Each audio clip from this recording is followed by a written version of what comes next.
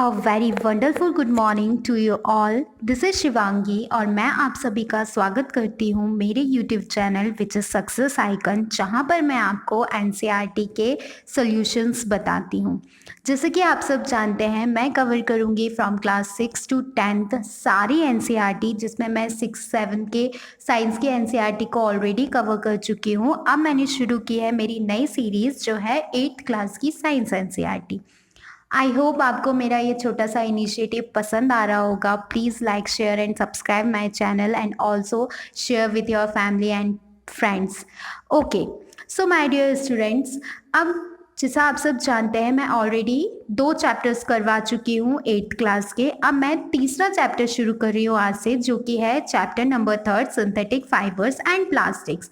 तो इस चैप्टर को डिस्कस करने से पहले पहले हम थोड़ा सा आगे का डिस्कस करते हैं। जैसे कि हमने 7th क्लास में पढ़ा था फाइबर्स चैप्टर में। अगर आपने ना पढ़ा हो तो आप मेरे प्लेलिस्ट में जाकर देख सकते हैं 7th क्लास का जो चैप्टर है फाइबर्स, या फिर आप रिकॉल करने के लिए ऐसे ही आप उसको देख लीजिए, आपको काफ़ी ज़्यादा अच्छा समझ में आएगा। तो चलो स्टार्ट करते हैं सिंथेटिक फाइबर्स। अब देखो, आप जानते हैं फाइबर्स कितने प्रकार के होते हैं। फाइबर्स हमारी डेली लाइफ में हम अलग अलग तरीके से यूज़ करते हैं ना। हमारे कपड़े, bags, bed sheets and number of items in our home we are that are made up of fibres, है ना। और प्लास्टिक्स, अब हमारी डेली लाइफ का प्लास्टिक एक बहुत इंपॉर्टेंट पार्ट पड़ चुका है। Although it is very harmful for nature, but then also plastic has become a very important part of our daily lifes, है ना।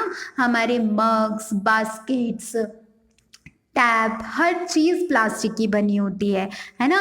तो प्लास्टिक और fibres they both are very important for as our basic needs, है ना। जो हमारे घर में हम चीज़ें यूज़ करते हैं, यूटेंसिल्स भी अब प्लास्टिक के आने लगे हैं, और डिफरेंट टाइप्स ऑफ फाइबर्स, है ना। कुछ नेचुरल फाइबर होते हैं, कुछ सिंथेटिक फाइबर्स होते हैं। कुछ फाइबर्स जैसा हमने 7th क्लास में पढ़ा था, है ना। फाइबर्स हमको कहाँ कहाँ से मिलते हैं? प्लांट से मिलते हैं, एनिमल से मिलते हैं। वो कौन से फाइबर होंगे? हमारे नेचुरल फाइबर, जैसे कि वूल हो गया, सिल्क हो गया, जूट हो गया, है ना। कॉटन काई में यूज़ किया जाता है, हमारे क्लॉथ्स बनते हैं कॉटन के। दैन सिल्क के भी क्लॉथ्स बनते हैं। जूट बैग्स में यूज़ किया जाता है। ओके, तो ये कौन से फाइबर्स होंगे? हमारे नेचुरल फाइबर्स होंगे, जो हमें नेचुरली मिलते हैं एनिमल्स एंड प्लांट्स के द्वारा। अब दूसरे फाइबर्स के बारे में हम बात करेंगे, तो कौन से फाइबर्स आएंगे? हमारे सिंथेटिक फाइबर्स आएंगे, या फिर मैन मेड फाइबर्स आएंगे, जो कि किसके द्वारा बनाए जाते हैं? केमिकल्स के द्वारा उन फाइबर्स को बनाया जाता है फैक्ट्रीज में, लेबोरेटरीज में। वो हमारा कौन सा फाइबर कहलाएगा? सिंथेटिक फाइबर, है ना। हमें सिंथेटिक नाम से ही समझ में आ रहा है। जो कि मैन मेड होता है, लेबोरेटरीज में बनाया जाता है, वो हमारा कौन सा फाइबर होगा? सिंथेटिक फाइबर होगा, ठीक है। The synthetic fibers, on the other hand, are made up of human beings. That is why these are called synthetic fiber. अगर आप इसकी डेफिनेशन देखें तो ये होगी उसकी, ठीक है। देन उसके बाद आ जाते हैं हम व्हाट आर सिंथेटिक फाइबर्स। अब हम अच्छे से समझेंगे कि सिंथेटिक फाइबर एक्चुअली में होता क्या है।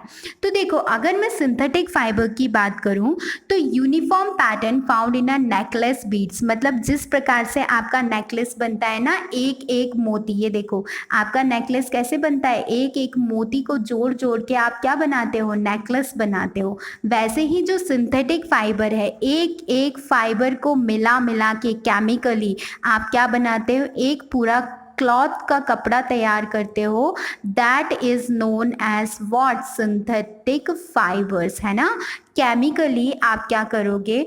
छोटे मॉलिक्यूल्स को इकट्ठा करके एक नया फॉर्म का थ्रेड बनाओगे या फाइबर बनाओगे। वो आपका क्या कहलाता है? वो आपका सिंथेटिक फाइबर कहलाता है।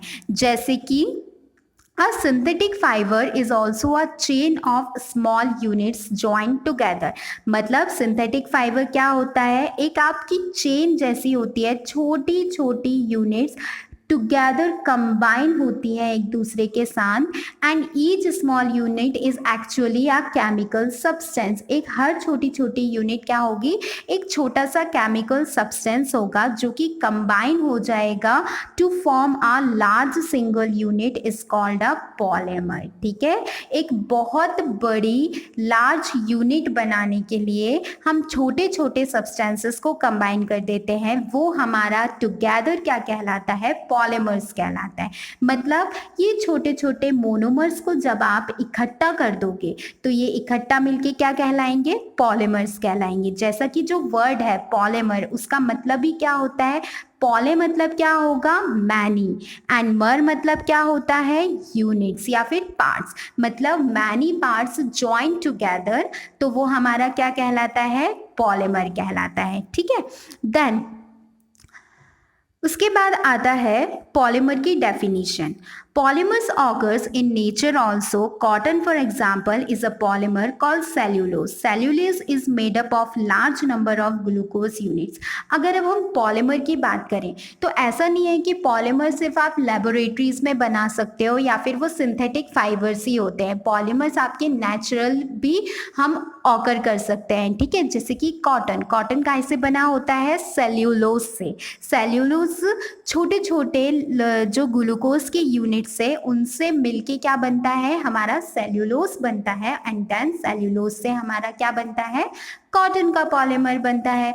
तो हमारा जो पॉलीमर्स हैं वो ऐसा नहीं है कि सिर्फ सिंथेटिक ही हम प्रिपेयर कर सकते हैं, उनको हम नेचुरली भी गेन कर सकते हैं। ठीक है, देन क्लियर हो गया आपको कि सेल्यूलोज जो है वो छोटे छोटे स्मॉल यूनिट्स ऑफ ग्लूकोज की जब कंबाइन होते हैं तो वो क्या बनाएंगे, सेल्यूलोज बनाएंगे, और फिर उन सेल्यूलोज से हमारा क्या बनता है, कॉटन बनता है। हमने पढ़ा था कि सेल्यूलोज कहाँ पाए जाते हैं, ग्रीन प्लांट्स के अंदर पाए जाते हैं। ठीक है, चलो अब नेक्स्ट, अब आ जाते हैं हमारे टाइप्स ऑफ सिंथेटिक फाइबर कि कितने प्रकार के होते हैं हमारे सिंथेटिक फाइबर। देखो सबसे पहले आता है आपका रेयॉन।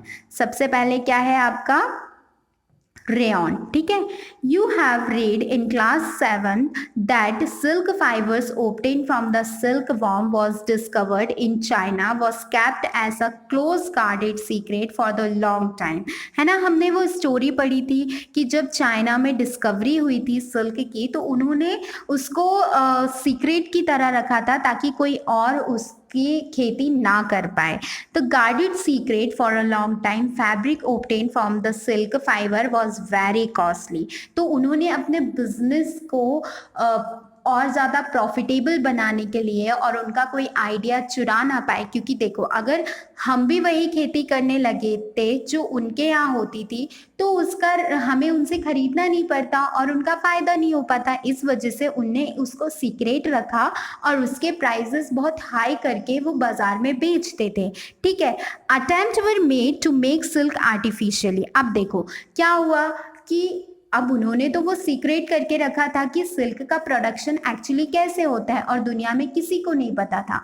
तो फिर हमने क्या करना शुरू किया, हमने जो साइंटिस्ट हैं या फिर किसी और ने सोचा कि क्यों ना हम सिल्क को आर्टिफिशियली हम बनाएं। तो आर्टिफिशियल बनाने के लिए और उसके देखो, but it's beautiful texture fascinated everybody. Attempts were made to make silk artificially. Towards the end of the 19th century scientist were successful in obtaining a fibre having properties similar to the silk.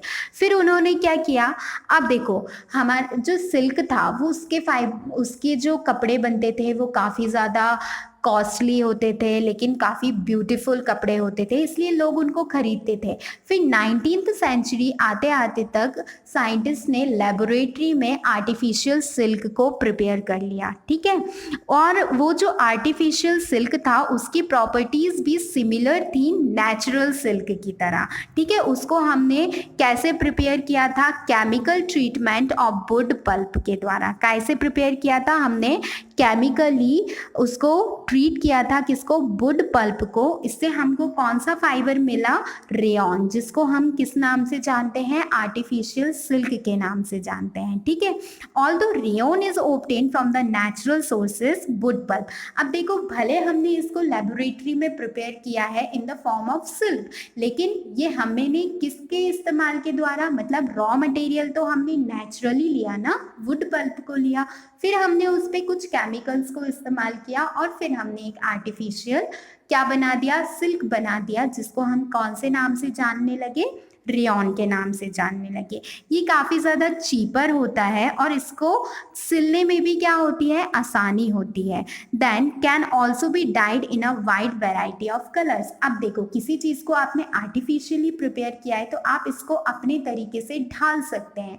आप इसमें अलग अलग colours के prepare कर सकते हैं, अलग अलग डिज़ाइन के प्रिपेयर कर सकते हैं, बहुत सारे अलग अलग डिफ्रेंशिएट करके इन्होंने रेयॉन को प्रिपेयर करना शुरू कर दिया, जो कि रिजेंबल करता था किसको, सिल्क फाइबर को।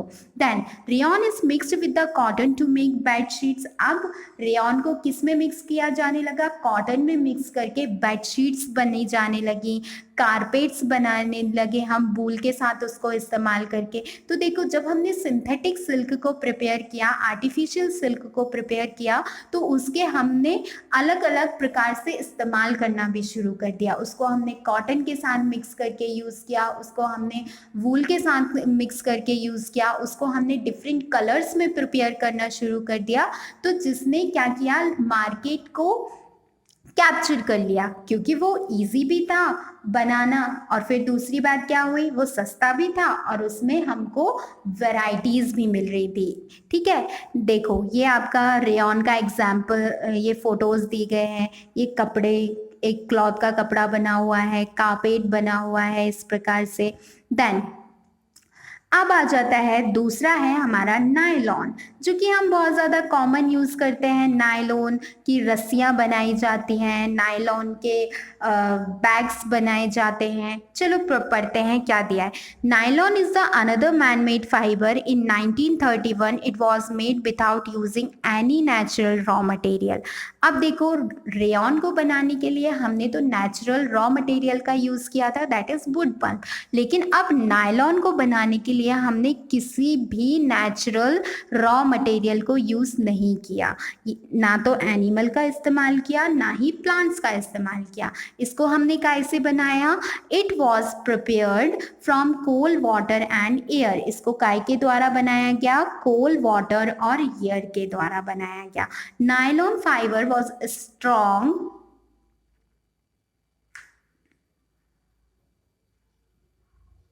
Nylon fiber was strong, elastic and light. It was lustrous and easy to wash, so it became very popular for making clothes. अब देखो जो नायलॉन फाइबर है वो काफ़ी ज़्यादा स्ट्रॉन्ग होता है, तभी आपकी जो रस्सियाँ होती है ना वो नायलॉन की बनाई जाती हैं।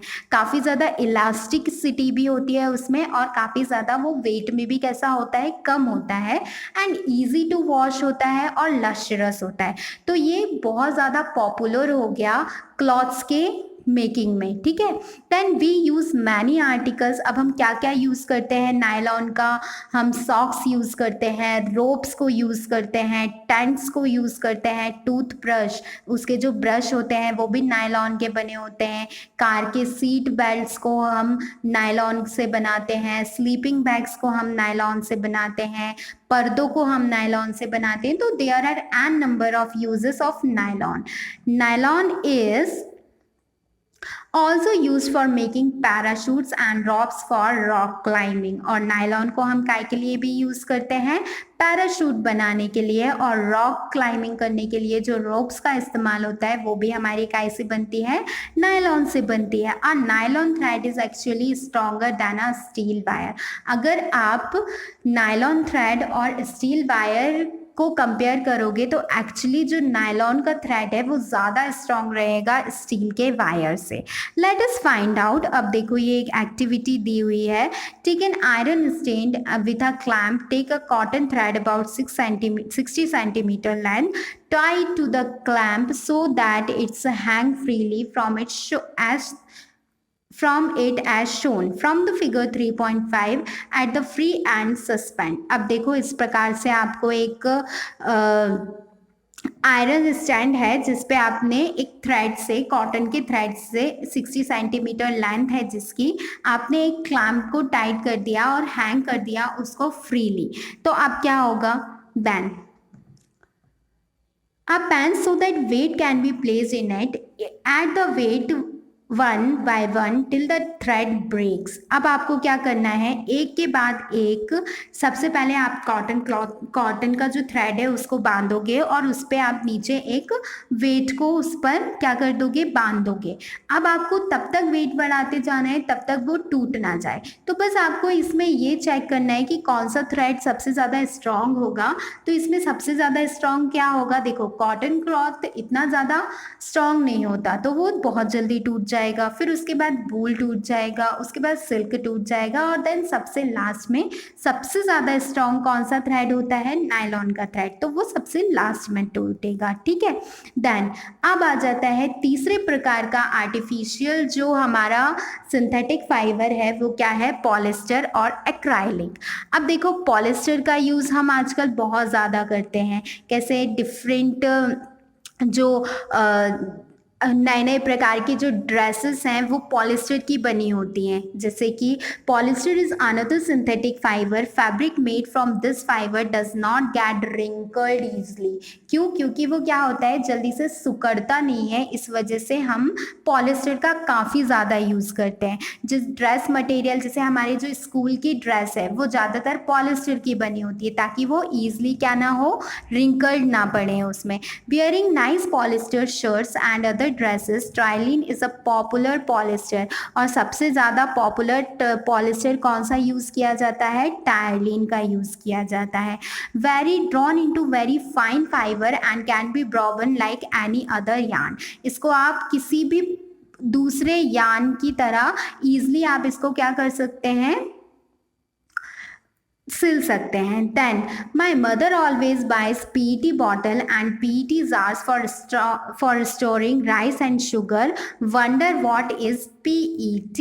PET is a very familiar form of polyester. It is used for making bottles, utensils, films, wires and many other useful products. अब देखो आपके घर में आप एयर टाइट जार्स जो होते हैं उनका यूज़ करते हो, वो कैसे बने होते हैं, PET से बने होते हैं, पॉलिस्टर से बने होते हैं। क्यों, क्योंकि वो आपका जो एयर का ट्रांसफ़र है उसको रोकते हैं। ठीक है, इसलिए आपके जो फूड आइटम्स हैं उनको पॉलिस्टर PET के जो यूटेंसिल्स हैं उनमें रखा जाता है ताकि आपका जो खाने का सामान रखा हुआ है उसमें वो ख़राब ना हो। Polyester is poly plus ester is actually made up of repeating units of chemical called ester। Polyester कैसे बनाया जाता है, ईस्टर को हम रिपीटेड यूज़ करते हैं तब हमारा क्या बनता है, पॉलिस्टर बनता है। Esters are the chemicals which give fruits their smell.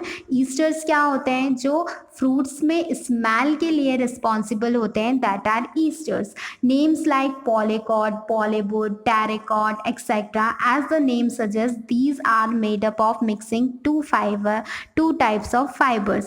जो हमारे पॉलिस्टर हैं उसको हम किस नाम से जानते हैं, पॉलीवूल के नाम से जानते हैं, टेरिकॉट के नाम से जानते हैं। इसका मतलब क्या है, दो प्रकार के फाइबर्स को मिक्स करके हमने क्या बनाया है, टेरिकॉट बनाया है, पॉलीकॉट बनाया है या पॉलीवूल बनाया है। Polycot is a mixture of polyester and cotton. Polycot क्या होगा, पॉलिस्टर और कॉटन का मिक्सचर। टेरिकॉट क्या होगा, टायरलिन और कॉटन का मिक्सचर होगा। ठीक है, पॉलीवूल क्या होगा, पॉलिस्टर और वूल का मिक्सचर होगा। We wear sweaters and use shawls और blankets in winter. Many of these are actually not made up of natural wool but they are made up of acrylic fibre. ठीक है, जो अभी नए प्रकार के ब्लैंकेट्स आ रहे हैं हैं वो ज़्यादातर कैसे बने होते हैं, वो एक्राइलिक फाइबर से बने होते हैं, ना कि नेचुरल वूल से बने होते हैं। The wool obtain from the natural source is quite expensive. इस वजह से जो एक्राइलिक है वो थोड़ा सस्ता पड़ता है और उसकी क्वालिटी भी अच्छी रहती है। इस वजह से हम ज़्यादातर ब्लैंकेट्स और हमारे जो वूलन क्लोथ्स हैं उनको बनाने में एक्राइलिक फाइबर का यूज़ करते हैं, ठीक है। और इसमें हमें वैरायटी ऑफ कलर्स भी अवेलेबल होते हैं and these are durable and affordable which makes them more popular than natural fibres. Natural fibre से ज़्यादा ये ड्यूरेबल भी होते हैं और अफोर्डेबल भी होते हैं, इसलिए हम इनको as compare to natural fibre ज़्यादा तवज्जो देते हैं एक्राइलिक फाइबर को। You have already performed an activity of burning natural and synthetic fibers. देखो एक एक्टिविटी है, did you observe when you burn synthetic fibre you will find that their behaviour is different from that of the natural fibre. अगर आप natural fibre को और synthetic fibre को जब आप जलाओगे तो उनका जो बिहेवियर होगा वो भी क्या होगा, डिफरेंट होगा। जैसे कि सिंथेटिक फाइबर को अगर हम जलाते हैं तो वो क्या होता है, मेल्ट जैसा हो जाता है ना। नायलॉन को अगर आप जलाते हो तो वो पिघलने लगता है, ठीक है।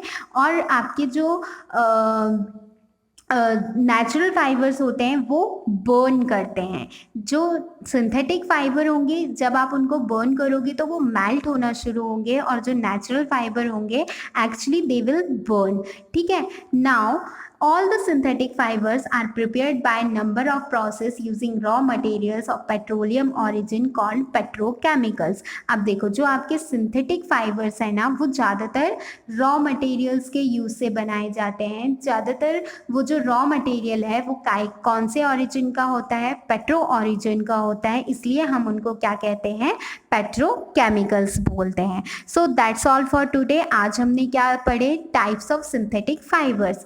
अब हम अगला जो लेक्चर होगा उसमें कैरेक्टरिस्टिक्स ऑफ सिंथेटिक फाइबर्स के बारे में जानेंगे।